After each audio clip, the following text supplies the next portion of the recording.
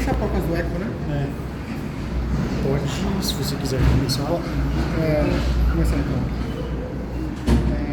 Márcio Ramos, em primeiro lugar, queria que o senhor falasse sobre a entrega do trem, das mais detalhes, e também falasse sobre que atitudes que a Mobilidade vai tomar em relação à Alfa, que vem atrasando a entrega dos trens que vocês compraram e acaba impactando no atendimento de vocês nas linhas 8 e 9. Bom, a entrega do primeiro trem é importante, né, um marco importante dessa concessão. A gente, desde o início, né, tinha um compromisso de entregar 36 trens novos para essa população e para esse serviço. O primeiro trem entra em operação hoje, né, ele passou por 3 meses de teste. E obviamente esse primeiro trem, o teste ele é mais longo porque você tem que testar tudo, né, do trem, inclusive os sistemas. Os próximos trens você testa basicamente a parte mecânica, porque os sistemas já vão ter sido testados. E é um trem mais moderno, né? Então nós recebemos nessa concessão os trens antigos da CPTM, né? E é igual você comprar carro usado, né? Você vai descobrindo os problemas à medida que vai usando esse trem.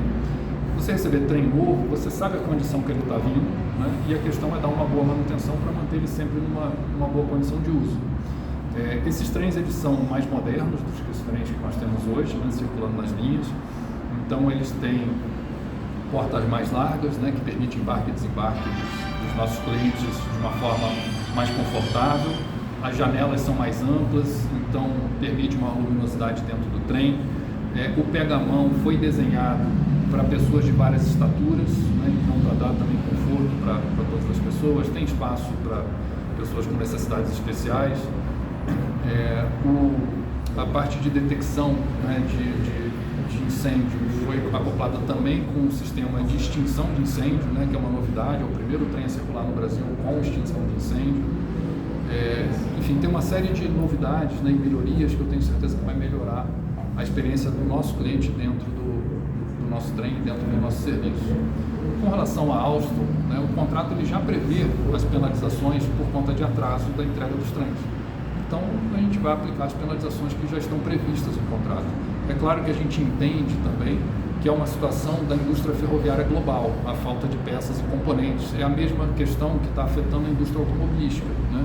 No período de pandemia, os investimentos foram todos reduzidos, né? Então, se você pegar todos os operadores de serviço público, de trem no mundo inteiro, todos eles no período de pandemia pararam de fazer seus investimentos e diminuíram a sua manutenção, porque não tinha volume, né, de passageiros, de clientes para poder manter a operação no mesmo nível e não se tinha uma perspectiva de quando isso, né, quando a pandemia terminar e como ia ficar essa demanda no pós-pandemia.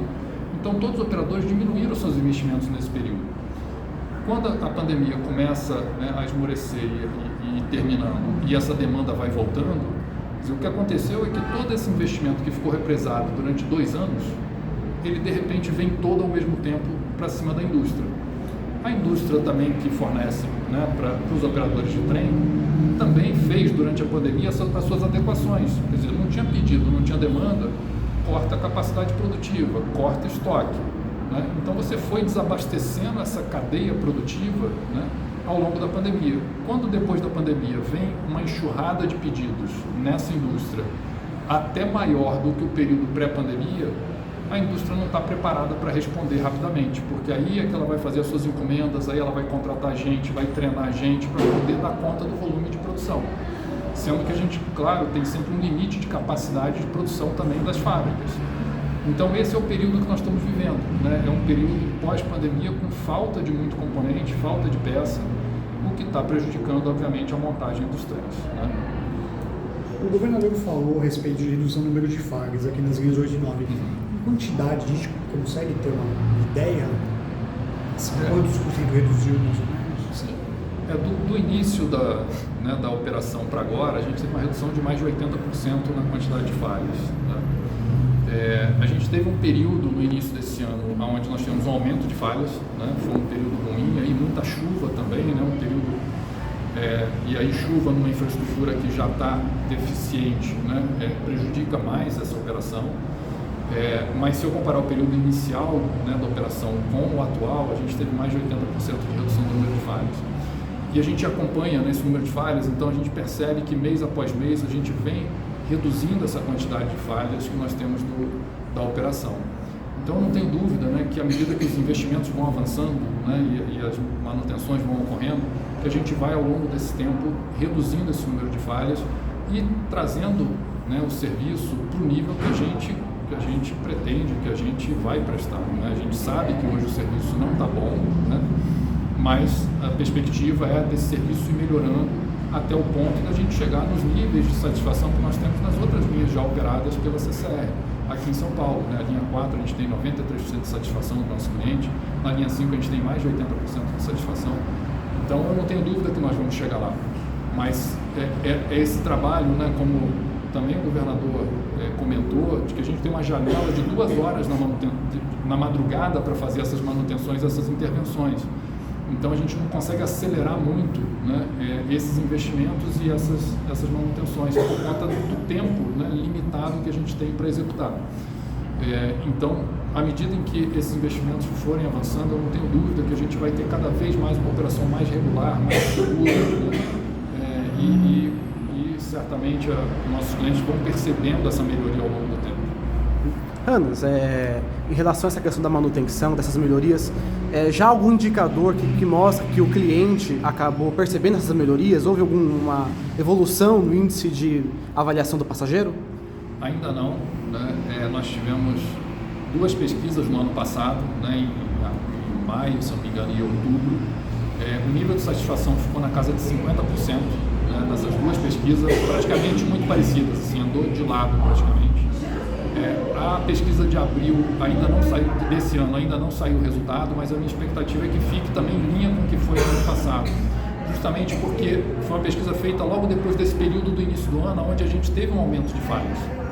Então eu acho que a pesquisa ainda vai sair ruim. A minha expectativa é com a pesquisa de outubro desse ano. Eu acho que aí a gente vai ver uma evolução significativa na satisfação dos nossos clientes. Uhum. Uma outra questão, existe informações circulando na internet de que a Via Mobilidade compraria 6 trens adicionais junto ao contrato de 36 que já está rolando. Isso procede? A Via Mobilidade vai fazer investimentos adicionais àqueles que estão previstos no contrato? Nós estamos sempre reavaliando o tamanho da frota necessária para prestar um bom serviço. Hoje nós não temos nenhuma decisão de compra de novo trem, tá? Mas de fato a gente está sempre avaliando, tá? De acordo com a performance que nós temos, né? e a demanda, né? Porque isso tudo é uma questão de o quanto a gente acredita no crescimento dessa demanda, né, nas linhas 8 e 9 para o futuro, porque seria muito importante aproveitar que a fábrica está montada para produzir esse trem, né? E se for o caso da gente ter essa necessidade, seria importante aproveitar o final dessa produção e já encaixar mais trens no final dessa produção. Mas, de novo, hoje não tem nenhuma decisão tomada e pelas nossas análises, a gente ainda não identificou a necessidade de comprar mais trens do que os 36 já adquiridos. Só uma dúvida que ficou sobre a questão da penalidade da Alstom. Essa penalidade é relacionada ao governo e Alstom ou é de vocês, no contrato de vocês com eles? E que tipo de penalidade seria?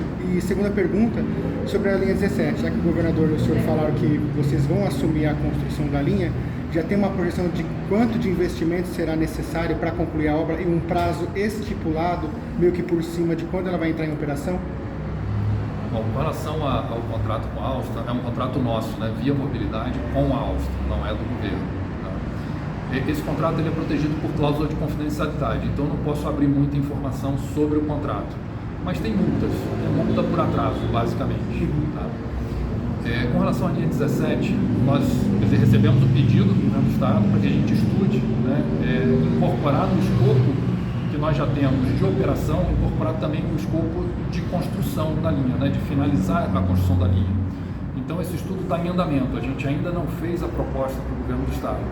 Tá? Mas, como eu falei, a gente tem o interesse de atender essa população, né, e botar essa linha em operação. Quer dizer, dentro do nosso contrato de operação da linha 5 também está a operação da linha 17. Então a gente tem o interesse de, né, contribuir para a sociedade no sentido de colocar essa operação o mais rápido possível. Do ponto de vista de prazo, a gente não tem ainda um prazo estimado porque nós estamos fazendo o estudo, mas provavelmente essa é uma operação que só começaria lá para 2026. Isso, tranquilo. Beleza. Perfeito.